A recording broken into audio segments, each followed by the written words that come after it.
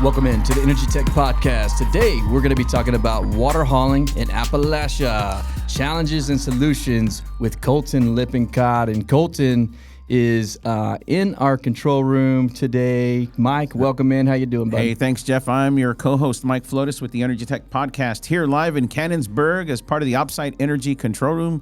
Jeff, it's good to be here, man. You know, it's another great week of shooting some shows, you know, getting us involved. We've got a lot coming up this year, and it's going to be a great time. You know, some key things coming up. We've got some leak detection seminar that we're doing. You're going to catch us at ICC with Ignition. We're going to have some additional special guests that are going to come on the show. It's going to be a great time, especially when we start talking about control room management. But one of the things, Jeff, that you just brought up right now is water and logistics. Especially here in the Appalachia, right? I just got that pronounced right, the Appalachia, and then how critical it is to oil and gas operations. I think this is going to be a good topic and a big deal for us. So I've been threatening the guys in the room, you know, we're going to pull you in, so always be ready. Yeah. So we did arrange this morning, you know, Brian, if you could pull up the room there, Brian's on the board today. This guy in the bottom right corner, Colton, he's going to go grab him. Don't worry. We've got someone that's going to spell him while he's in there for the next 30 to 45 minutes. So we got coverage in there. So let's see. Yeah, let's get Colton in here, you know. There get him he is. All right, here start we go. Talking. We got a little bit of delay, it looks like. Oh, it's all right. But you know, Jeff, it's always good to have guys like Colton on the here in the podcast. You know why? Because you get to hear it straight from the operator. You don't necessarily hear it from me or Jeff or anybody else. This is straight from the operator's desk. So this is a good opportunity, man. We'll give Colton a few minutes to get accompanied here. There you go. Yep. Mic check. Check. Yeah. All right. Maybe a little higher on him. He's a little soft-spoken. Colton, welcome in, man. How you been? Good. How you guys doing? Good. Good to Good. be here. Yeah, good to have you on the show, man. You know. So we want to talk today a little bit about hauling water in Appalachia and what the game is and kind of how it's different than some other oil fields. It's definitely a lot more expensive doing business up here, especially if you're trying to dispose. So, you know, most operators up here are recycling the majority of their water, but it's a big piece of the pie. It's a big piece of the economics of a well when it comes on the flowback and then, you know, into its full production life. So, Colton, appreciate you coming in today. We've done some really cool things on that desk, but you've also got kind of an interesting background as well. So maybe Mike can peel into what your last 7, 8, 9 years of your life have looked like. Yeah. In the workforce. Sorry. Okay. Yeah, Colton, talk to us, man. What brought you into the industry, man? But start a little bit from the beginning, man. Where'd you grow up? Oh yeah. So I grew up here, around here in Waynesburg, but been there my whole life. I sort of. You know, I went to, you know, through high school, I was playing baseball and stuff like that. Went to college for 2 years, played baseball at Waynesburg University for 2 years, decided that really wasn't for me, I guess. Yeah. Got out of it, started feeling more like a job. And you Right. know how that is. You're paying for it. So got out of that. My brother at the time was working for Rice Energy, so he had some connections. He got me in with actually a hauler that works for us now, which is Bill Wise Excavating. And I was doing some like pad builds, some reclamation stuff. So got into that. Then one thing led to another. I ended up with Rice Energy. Worked on the water desk there for a while, just water logistics, moving trucks, doing a little bit of the billing side of stuff. Nothing too crazy, but enough. And then There was an acquisition. yeah, right? acquisition happened Rice around, Energy. I think 2017 was the acquisition for EQT and Rice.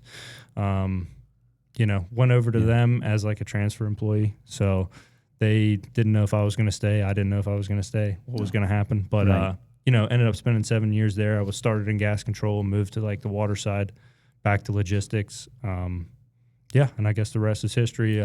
Just got here to CNX OpSite last year. So, yeah, I guess that's pretty much it. So you've been managing water in large volumes by truck, via pipeline, et cetera, for a good part of 6, 7 years now. Yep. So before we get into unique challenges here, I just want to ask you like that 30,000-foot question. What is one of the biggest lessons you've learned in managing water up in Appalachia? I think you have to have a good base of, haulers to be able to work with on a daily basis. What makes a good hauler up here? I would say, I don't really know how to say it, but I guess like their ability to adapt to different situations quickly. We might need them on a flow back in a day, and then the next day they're doing something completely different. So I would say just their adaptability to what operation we have going on. I think that's huge. So there's a lot of haulers out there that are good. So. I want to ask this because I think what was interesting, you and I talked pre-production before we started, just telling you, hey, we think it might be good for you to be on a show, kind of push that by you. But one thing I learned about you is you played college ball for a little bit. What position did you play? I pitched in college, yeah. All right, so you pitched in college. What other people don't know about you is on the golfing side. Tell me about that real quick, and I'm going to tell you why. Yeah, so 2021, I guess like 2019, I got into, if anybody knows anything about long drive, basically you just go out, you get 6 balls to hit the ball as far as you possibly can. Yeah. And it just sort of gears you up. Pumps you up. OpSite is proud to sponsor Colton in this endeavor because he's not a loser. We like to sponsor women. Yeah, that's right. So That's you're in right. like the top 50 range. We're 400 plus yards on a 4-degree wedge, right? Yep. Pretty impressive. So, So that's what you do with it. So the reason I ask this is because one of the things I notice is anytime that you bring someone into your work culture, I think that what you do in your early years as a pitcher and what you do as a long drive in terms of golf, you're competitive and you're strategic. Yep. And I think that's a mindset. Do you think that plays a part in how you manage the desk when you're working? Oh, I mean, absolutely. I think that, if you're not willing to just let something get the better of you, then you're going to do fine. You know what I mean? I think that if you have the courage and the drive to do a good job and make sure stuff happens, I think that because I think that sort of comes from you're a right, little bit of that background. Yeah, and I think anybody can get on a phone and call a hauler, but I think when I think of your mindset, I'm leaning towards somebody that acts as both someone that works with the guys in the field, folks in the field, can translate what needs to happen, sees the critical nature of the job, but at the same time acts as the analyst and sees the business side of the challenge, right? I think you get that just because your mindset is you came into whether it's OpSite, your previous experience at EQT or Rice. I think you translate that and brought that into the company. Yeah, no, I fully agree. And you'll see probably later when we talk about, the way OpSite looks at water. Yeah. It's all business. So every hour, every day, whatever piece of it is, we're balancing back to a cost per barrel. Right. And there's always a number that we know if we're winning or losing. So there's a scoreboard, just like in baseball. It's a great thing. Oh, yeah. I think Mike may be hitting towards, we had a couple other guests on the show this week, a couple guys that, are younger than myself that we'd worked with in the past. And at some point, it was a realization like for many years, and I had a great fortune over like EOG and Apache. I just, right place, right time, whatever, hard work. But a lot of times my peers were 20 years older than me. Right. I could look up and be like, hey, here's the peer group of 6 folks, and it's 55, 60, 60, and then here I am at 30. Right. And everyone thinks I'm, I don't know what I'm doing, right? Yeah. So, but now I was telling Mike, like, man, it's nice to see these millennials come and get some budgets and come and get some power, and they've got some really cool things coming in. You're probably right on the cusp of millennial / Gen Z. Yeah. Oh, yeah. But we were talking about it. We looked up the data, and it's like Gen Z is actually the second biggest piece of this workforce now, at like around 30%. 30+%. Gen Z makes up another 20+, and then you have a reduction there on other groups that are coming down from, Gen X and boomers. Yeah, and you look up and you're like, I guess I'm old now. Because Crossed your over. generation, and again, millennials and Gen Z are the 2 biggest drivers in the workforce, followed by, Gen X and then the boomers. So, I know we all have what we think about, hey, how does these new groups coming in, how do they embrace technologies and things like that? But it's really good to hear you say, hey, we're tackling things head on. That's our approach. Yep. I think a lot of us were worried, but things work themselves out. We're always trying to judge kids when they're 10 years old how they're going to perform in the workforce. But you grew up with an iPad, right? You grew up with a cell phone. Those are things that we did not grow up with. Yeah. So there are different expectations, I believe, with when you enter the workforce that you're not going back to 1990 and looking at a spreadsheet all day. Exactly. So we'll get into some of the technologies here in a little bit that we're deploying currently. But anything else to add there, Mike, on that generation piece? I just thought it was an interesting. No, I think, I just think he's bringing a mindset to what we're talking about, Jeff. And let's kind of move into some of those challenges that we want to talk about, because I think with Colton being on the desk, you and I and others that are in the business, if you're listening and you're like a director, manager, a lot of times you're at this 15,000 to 20,000 foot view. So it takes you away from the desk sometimes. So I think having Colton here is going to give us a little bit more insight and direct contact, what I call direct contact experience with operators, right there at the desk. Yeah. So let's talk a little bit about Marcellus, Utica, the broader overall Appalachia region. There's some pretty unique challenges here. So this is not, West Texas where I can see 100 miles away and I can see the dust storm coming and the lightning. Right. This is, it's kind of a pretty place up here. Right. The topography is unique. But like from your experience, we want to hone in on some of those unique challenges. One, the cost of doing business up here for water is it's just much higher for takeaway and things like that. So, most of the operators here, like I said, are recycling a good portion of that, 90+%, and that's not unique to most. It's like kind of how you have to do business. But, from your experience, what are some of the biggest hurdles operators face? Is it infrastructure, regulations, geography? Just kind of walk us through the last 8 years of your life. What were the biggest headaches for you on that desk in order to get the price of the water per barrel takeaway down? Yeah, for sure. I think probably speaking on like the geographical part of it, I'd say that plays a huge role, because anytime we're talking about per barrel cost, even an hourly rate, getting from one place to another, that takes time, especially if you're in a water truck fully loaded. So that's a huge part, I would say, and a lot of what we're dealing with here is up and down hills, turns, and the regulatory pressure here is tighter, less barrels per load. You got to stay that. underweight. Especially if you're crossing state lines, you got to be under a certain weight. A lot of the times we try not to do that, but I mean, it happens. So weather's also a big deal. If you're like in Louisiana or West Texas, not so much New Mexico, but those two, you don't have the same weather challenges in terms of freezing weather, icing, things like that are, I've noticed, they're different too. Huge. That's I would say that's probably the biggest hurdle all year. I mean, when you come into December, January, February, you're talking it. That's where you're going to spend your money. Winter ops. For sure. And for sure. I mean, I know what tough. you guys do to prep for winter ops, but for those listening, let's say the forecast is calling for sub-zero temperature or sub-freezing temperature for the next 4 days, maybe a little bit of, snow precipitation. What are you doing to, how do you say what's priority, and then how do I prepare for that event? Yeah. So, I would say I'll start here. First of all, when we're talking with our operators, our truck drivers, our haulers, we're making sure that they know that, hey, we got a weather event coming up. It's going to be cold. Make sure your drivers are well prepared. That's going to help us on the back end, because when they get to the pad or anything like that, they're going to be prepared.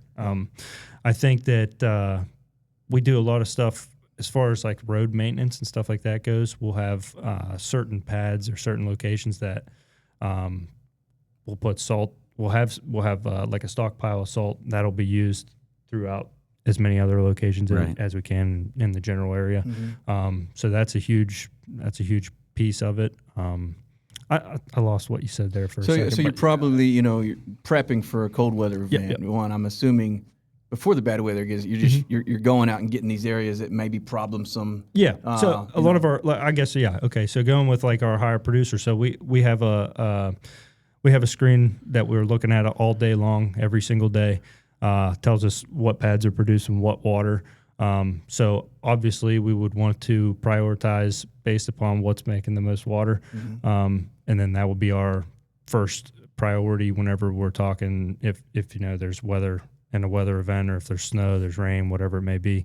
That's going to be our first area of attack in the morning or whatever it is. But I think that's like the prep side, and then you can get into like the completions and drilling stuff. Maybe they would need a heavier brine water. We can have that mixed up at different disposals that'll be ready to go. Usually we have a of that. Whether, I don't know, the number could be whatever, but regardless, yeah, that's sort of something we would do to, I guess, a general idea of how we would prep for, a weather event. So yeah, regulatory pressure is also a big one here. It's the ball game here is a lot different. You have to really, in some of these cases, you have to work out, how you're going to get trucks from A to B with PennDOT. That's not something that typically happens in Texas, but some of these fracs you guys do require a lot of, say it's a frac that doesn't have a pit or a pipeline, with high volume going to it, then it's a trucking piece, But to me, you got geography, weather, all regulatory pressure. But to me, the main pressure from an operator standpoint is cost, right? So just to give you a little perspective, to haul a barrel in the Appalachia region, anywhere from $3 to $4 a barrel. That's a lot.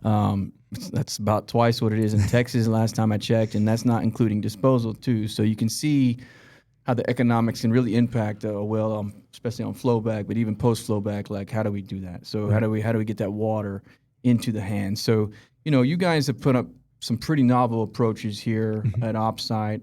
We've inherited a pretty cool little piece of software, but I think on LinkedIn this week we actually put your picture out there and said, hey, these guys are really proud of the fact that they hit a record last year servicing a frac. And this may not be the best way to service a frac, but sometimes these fracs are step-offs or one-offs or wildcat-type wells. Something like 600 trucks a day were hitting that pad site. Yeah. Is that correct? Yeah, that's what it was. And like you just said, I think that is a record in itself. I mean, you're talking some of these pads, like you said, they're in the middle of nowhere, and it's tough to get trucks in and out of. And it's 600 trucks in that facility that PennDOT has to approve the route of that truck, and you're tracking all these trucks in real time. You've got an internal software application. We call it H2Ops. Yep, H2Ops. Tell us a little bit about the impact of H2Ops and the difference between what we're doing here versus what maybe you did in a past life. Yep. Because again, to me, the biggest pressure is that $3 to $4 piece of that's really what it is, and all the other things feed up into that, and that can make that price higher. But every day you're balancing back towards a number that is still high, but still the lowest it can possibly be. Yeah. So how does H2Ops help you do that? Just tell us a little bit about it. So when I first started here, it was about a year ago. They had just rolled it out, H2Ops itself. So I think that whenever I first came in and being able to see it and sort of help work out some of the quirks with it, that's huge. But H2Ops basically is like our ticketing portion and how we bill our haulers and how we track all of our metrics for each hauler.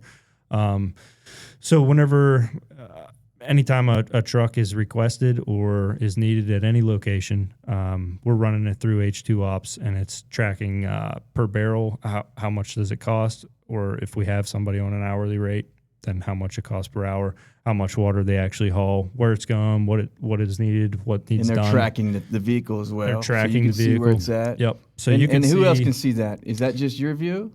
I'm pretty sure that goes all the way up. So and that goes to the dispatching company. Yeah. too. Oh yeah. As far as that, yeah. So you're on the same hauler, pane of glass as far as what you've requested, what they've dispatched, where it's at, how long it is to get there, what route they took. Once they get the water, where it's going with the water. That's all part of the program. And then on the back end, what are you doing for ticketing and reconciliation? Yeah, so a lot of times right now, which I think it'll probably end up coming towards our desk a little bit more, but there's somebody that does sort of the billing aspect and, is approving the BOLs and all that stuff.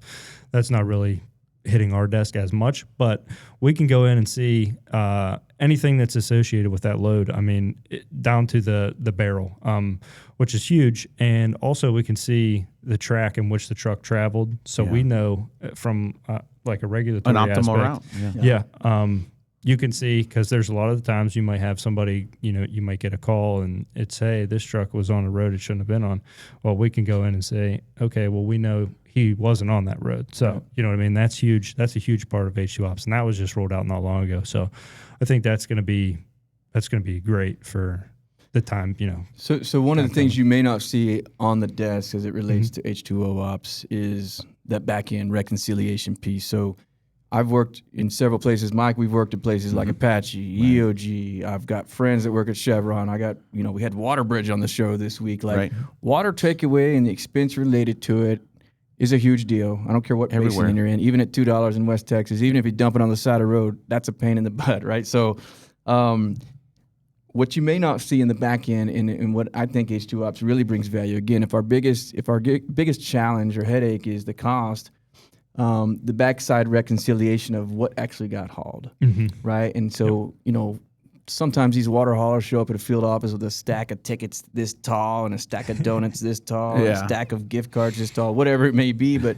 anytime someone's showing up every day with breakfast, they're probably overcharging you.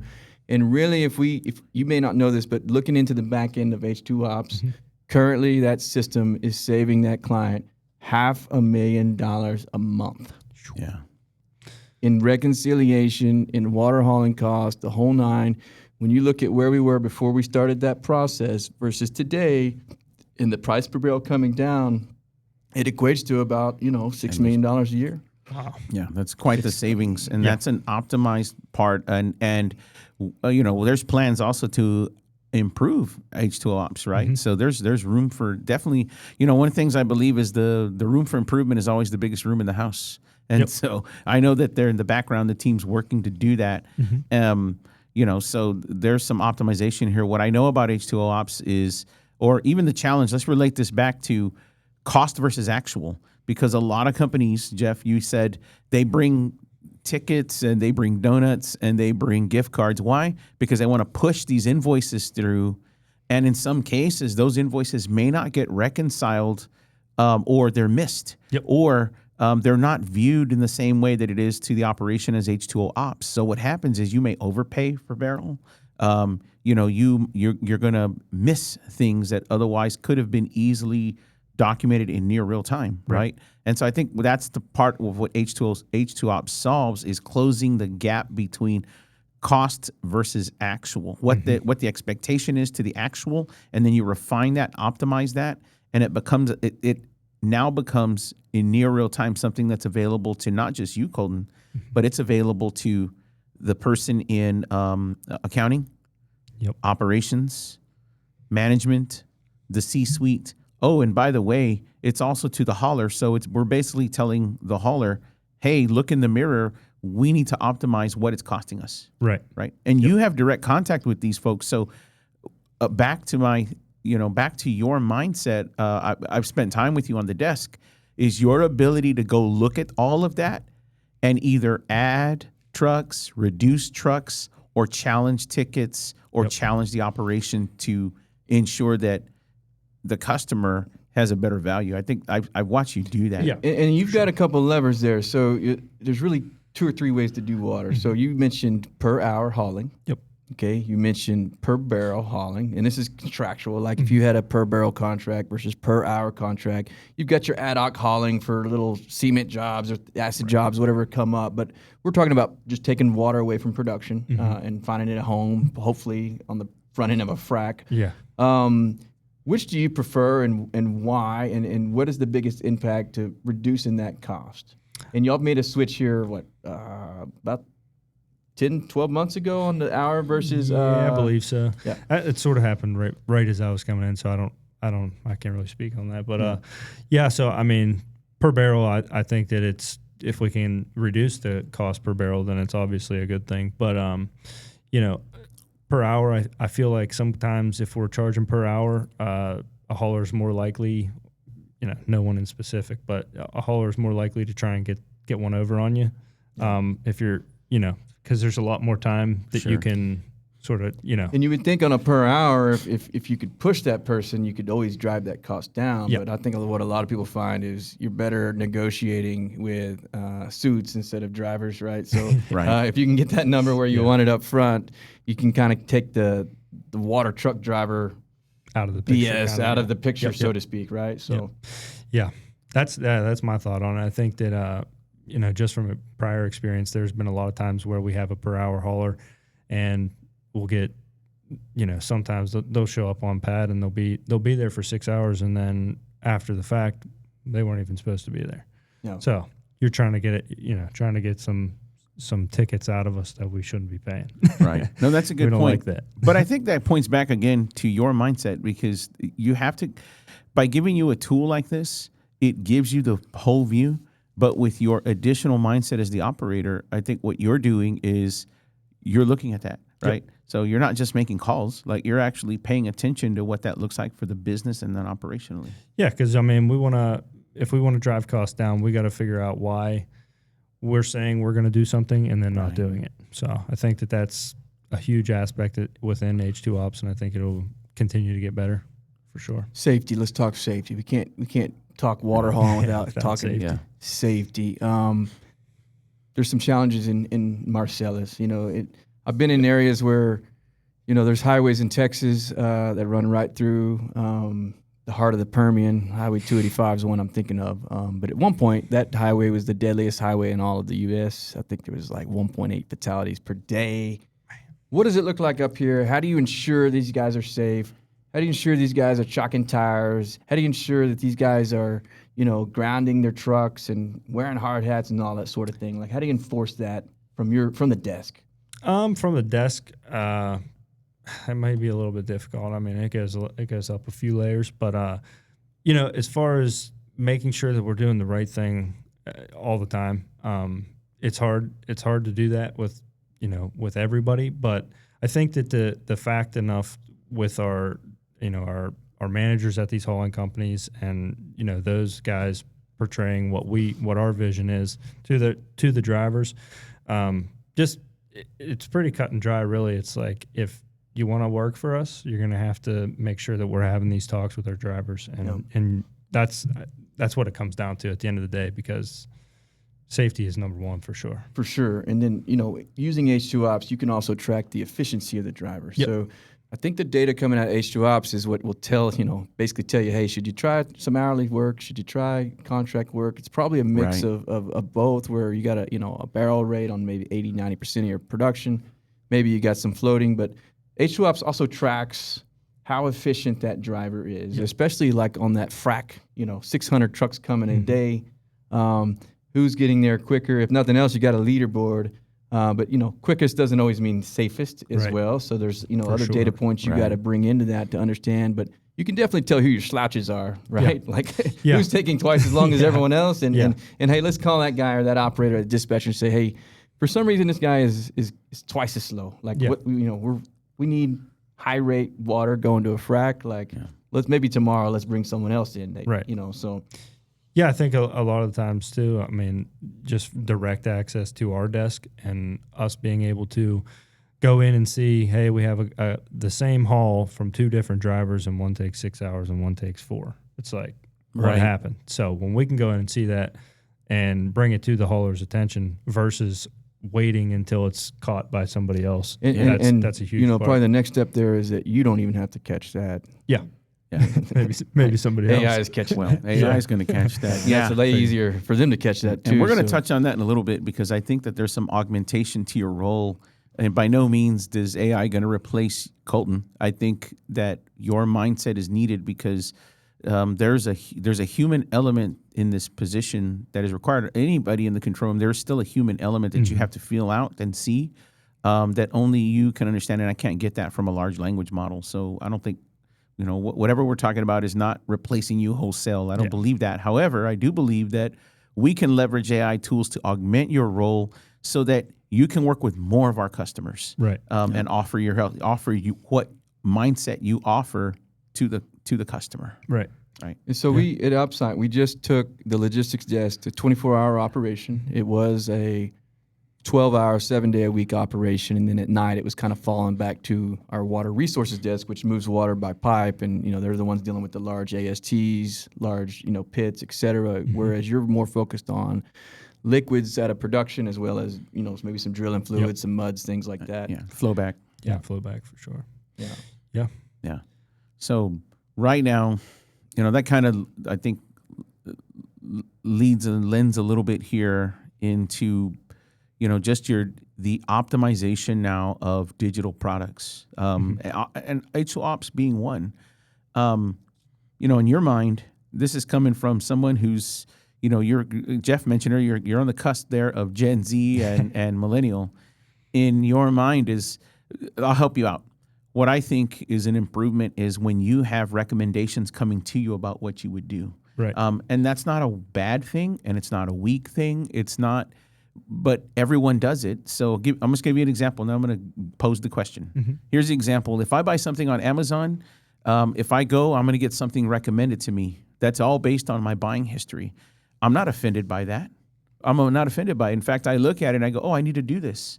And I think that translates to the company when we do the same thing in recommendation. So if you're recommended, hey, this hauler for the last 90 days or last 2 weeks or 5 days has had a progressive longer takeaway time, let's consider this hauler that has a reduction in that. Are you in favor of something like that? Oh, Is yeah. that, I'm is that all ideal? for it. Yeah, I think that's the way that everything's going, and I think that it's only for the better. Now, I don't want to lose a job, which I don't No, think of course we will. not. No. But I think that definitely if that's the direction it's going, then it's only going to make us better in the long run, for sure. Yeah, and I think you're on the phone a lot. You talk a lot to dispatch. You talk to drivers, pumpers, people in the field. Like, we can't replace that anytime soon. Right. And when I mean like 10, 20 years, it's going to be really tough. Well, who knows what the future holds, but Right. That people aspect and really that comes back to safety, right? So there's only we got to make sure we're safe. That's number one. Number two is we need to do this as efficiently from a cost standpoint as we can. That's right. And all these tools really help out. So really cool. I just wanted to recognize you today, Colton. Yeah, I and appreciate it's it. not just Colton. We've got really great guys on this desk. Matt Bodner. We got a couple new hires for the evening shift as well. And then our water resources desk was a big part of that 600 trucks a day too. But most of the time when I tell people we got 600 trucks hitting the pad in a day, they're like, there's no way, especially when you see where that hard to pad's at. believe, But really cool stuff. Colton, appreciate you jumping in. I appreciate you We'll guys. let you get back to work here soon. Mike, anything final here? No, man. Hey, great to have you, Colton. Again, you're part of the OpSite mindset. That's insight-driven remote optimization right here coming from the desk. Glad to have you, Colton. Don't forget to like and subscribe to us here at the EnergyTech Podcast. I'm your co-host, Mike Flotis. Thanks, Mike. Thanks, guys. Appreciate it.